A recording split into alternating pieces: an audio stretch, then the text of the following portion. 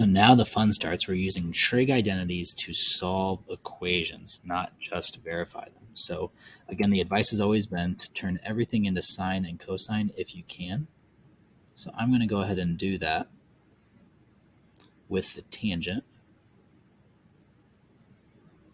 Oh, with sine x on top.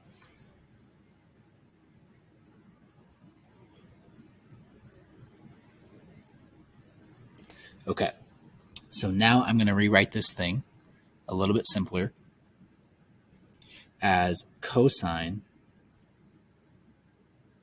plus sine squared over cosine, just simplifying that fraction.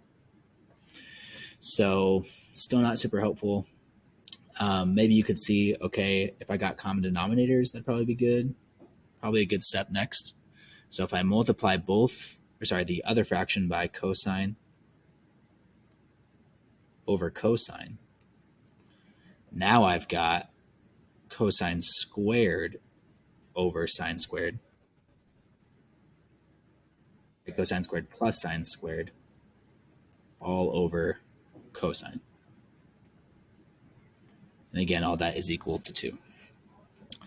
So my brain should now jump to, okay, sine squared plus cosine squared, we're getting somewhere. That's 1 over cosine. That numerator turns into 1 because of that Pythagorean identity. And now you're probably like, oh, dude, secant. That's great. And secant I struggle with, and I would rather not use it if I don't have to. So I'm going to rewrite this. I'm going to multiply both sides by cosine and then divide by 2 on both sides, giving me 1/2 equaling cosine x. You could have got there also by just inverting both sides. You're allowed to do that algebraically. And so now I'm just looking for anywhere where cosine gives me 1/2. So usually the way I figure this out is I remember my all students take calculus little acronym thing to help me out. So cosine is positive in the first and second quadrant. So I'm going to go ahead and draw, first and fourth quadrant. I'm going to go ahead and draw those 2 triangles.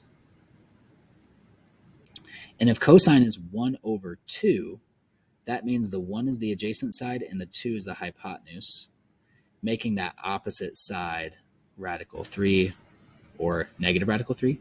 So those are the 2 triangles that are going to give me my solution. And radical 3 is across from 60 degrees. So x equals 60 degrees is your first answer. And then this next triangle all the way around the circle is 60 degrees away from 360. So your second answer would be 300 degrees. And you can go ahead and convert those to radians on your own.